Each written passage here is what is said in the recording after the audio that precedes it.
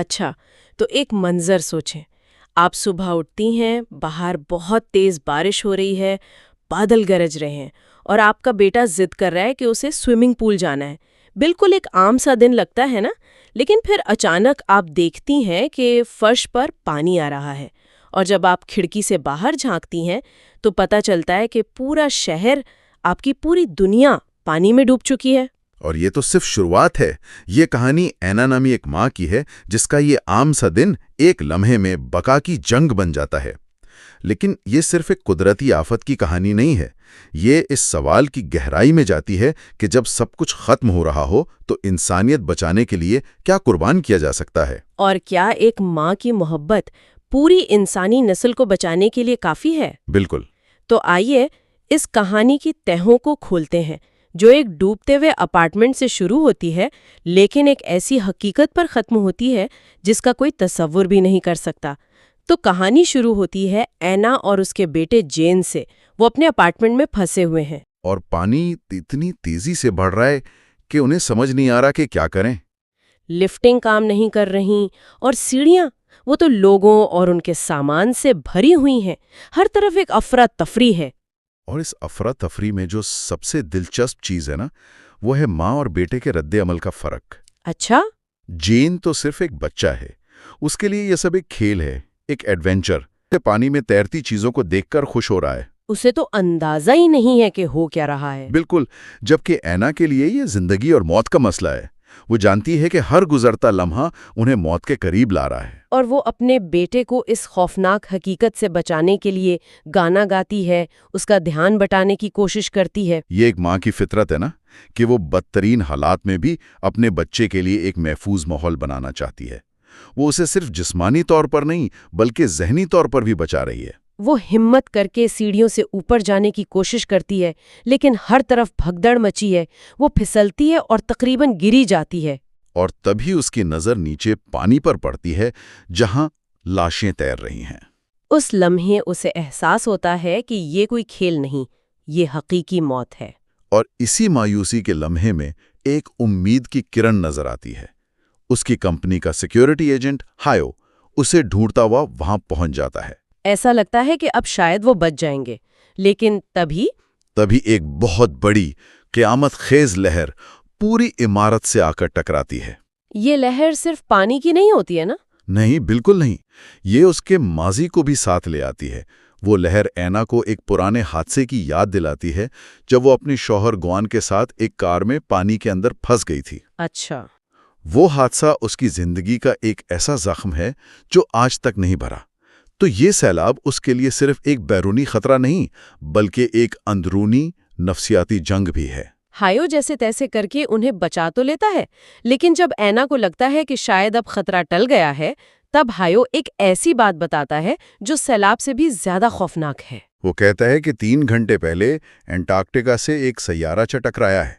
کیا مطلب؟ مطلب یہ کہ ساری برف پگھل چکی ہے اور یہ پانی پوری دنیا کو ہمیشہ کے لیے ڈبو دے گا۔ آج انسانیت کا آخری دن ہے۔ سوچیں اس پر کیا گزری ہوگی۔ ایک لمحے میں وہ اپنی جان بچا رہی تھی، اور اگلے ہی لمحے اسے پتہ چلتا ہے کہ بچانے کے لیے کچھ بچا ہی نہیں ہے۔ تو پھر اسے بچانے کا کیا فائدہ؟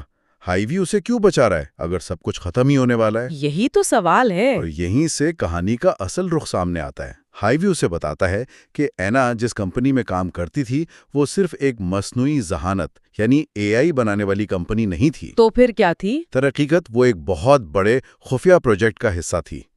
ایک ایسا پروجیکٹ جس کا مقصد ایک نئی انسانی نسل تیار کرنا تھا۔ ایک نئی انسانی نسل؟ اس کا کیا مطلب ہوا؟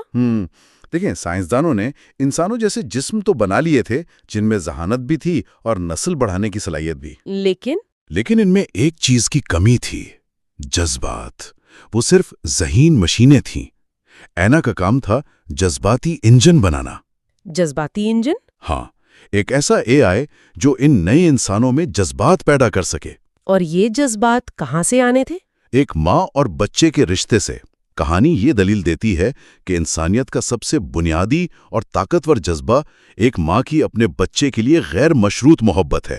تو جین صرف اینا کا بیٹا نہیں تھا بلکہ وہ اس عظیم منصوبے کا مرکز تھا جس کے ذریعے اس جذبے کو ریکارڈ کیا جانا تھا۔ ایک منٹ، تو کیا یہ عجیب نہیں کہ ایک پوری نئی انسانی نسل کی بنیاد صرف ایک جذبے پر رکھی جا رہی ہے؟ یہی تو اس کہانی کا مرکزی نقطہ ہے۔ سائنسدانوں نے ذہانت تو بنا لی تھی، لیکن وہ کھوکھلی تھی۔ کہانی یہ دلیل دے رہی ہے کہ انسانیت کا جوہر، وہ چیز جو ہمیں روبوٹ سے الگ کرتی ہے، وہ منطق نہیں بلکہ غیر منطقی محبت اور قربانی ہے۔ واہ، ان کی بھاگ دوڑ جاری رہتی ہے، عمارت میں گیس کے دھماکے ہو رہے ہیں، انہیں ایک منزل سے دوسری پر چڑھنا پڑتا ہے، اور ایک موقع پر اینا جین کو تقریباً گرا ہی دیتی ہے۔ وہ خود پانی میں گرتی ہے اور اسے پھر اپنے شوہر کی موت یاد آتی ہے، جس نے اپنی جان دے کر اسے اور جین کو بچایا تھا۔ یہ یاد اس کے عزم کو اور بھی پختہ کر دیتی ہے کہ وہ جین کو کچھ نہیں ہونے دے گی۔ اور پھر ایک ایسا منظر آتا ہے جو ٹیکنالوجی اور انسانیت کے درمیان فرق کو بالکل واضح کر دیتا ہے۔ کون سا منظر؟ جین بیمار پڑ جاتا ہے اور اس کی دوائی پانی میں بہہ جاتی ہے۔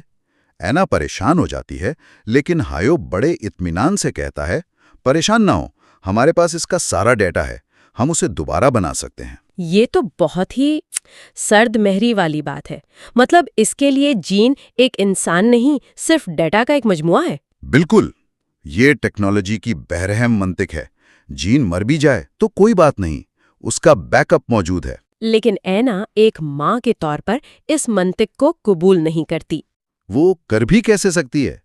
اس کے لیے جین صرف ڈیٹا نہیں، اس کا بیٹا ہے، اس کا جسم ہے، اس کی سانس ہے۔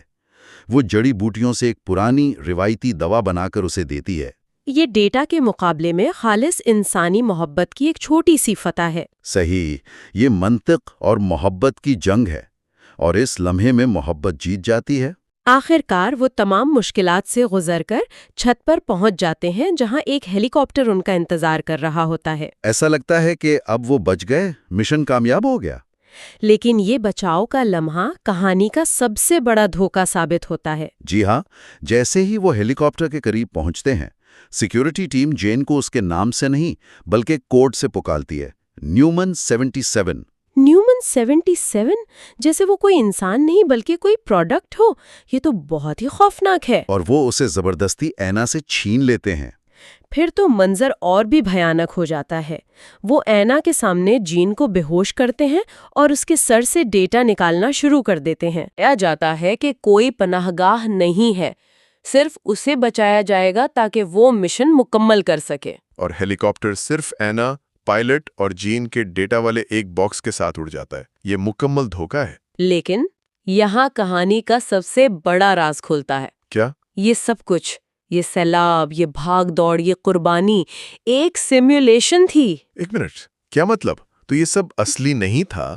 وہ سیلاب، وہ ڈوبتی ہوئی عمارت، یہ سب ایک کمپیوٹر پروگرام کے اندر ہو رہا تھا؟ بالکل، اور صرف یہی نہیں بلکہ وہ یہ سب کچھ بار بار جھیل رہی تھی۔ بار بار؟ کیوں؟ اصلی اینا تو خلا میں ایک راکٹ پر تھی جو تباہ ہوتی ہوئی زمین سے دور جا رہا تھا، اور شہاب ثاقب کے ٹکڑے اس راکٹ سے ٹکرانے والے تھے۔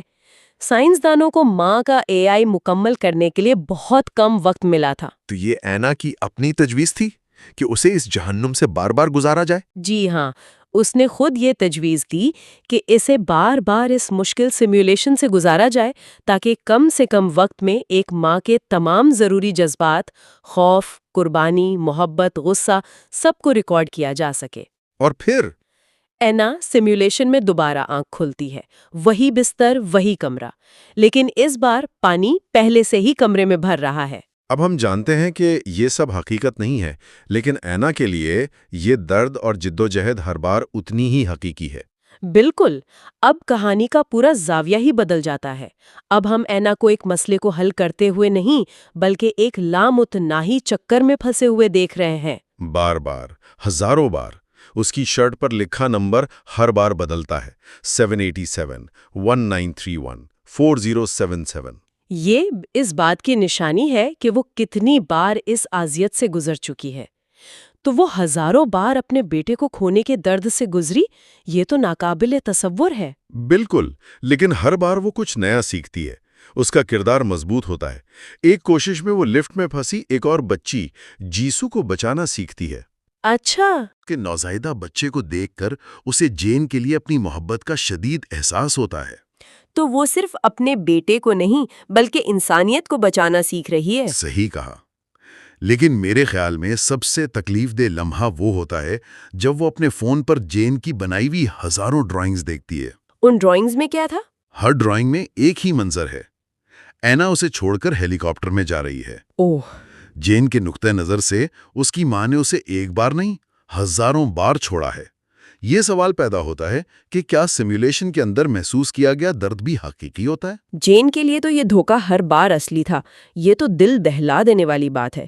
تو آخر کار وہ کامیاب کیسے ہوتی ہے؟ کیا بدلتا ہے؟ ہزاروں کوششوں کے بعد وہ آخر کار ایک ایسی حالت میں پہنچتی ہے جہاں وہ صرف بقا کے لیے نہیں بلکہ خالص محبت کی بنیاد پر فیصلے کرتی ہے۔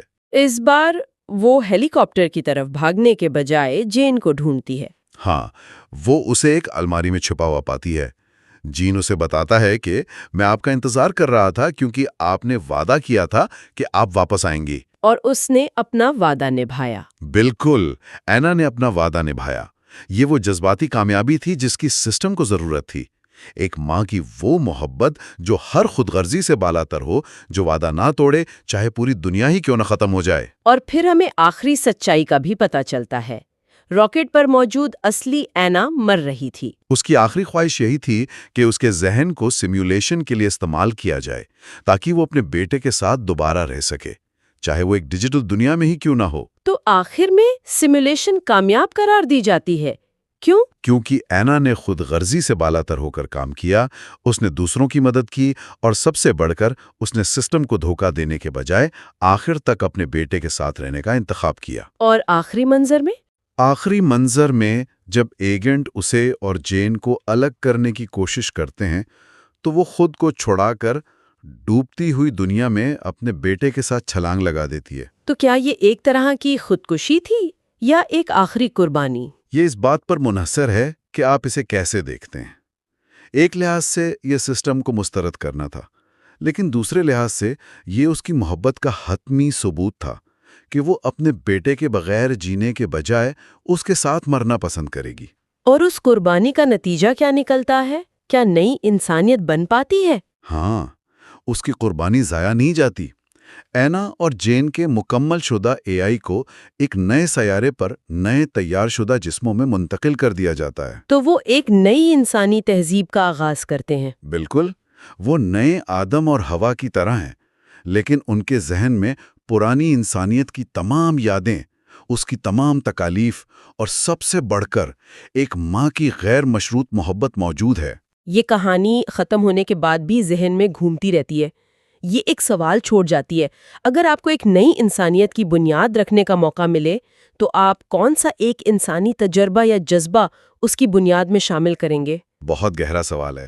یہ کہانی تو ماں اور بچے کے اٹوٹ رشتے کی وکالت کرتی ہے، لیکن اگر وہ بنیادی جذبہ محبت کے بجائے کچھ اور ہوتا، جیسے انصاف یا علم کی پیاس یا فنکارانہ تخلیق، تو وہ نئی دنیا کیسی نظر آتی؟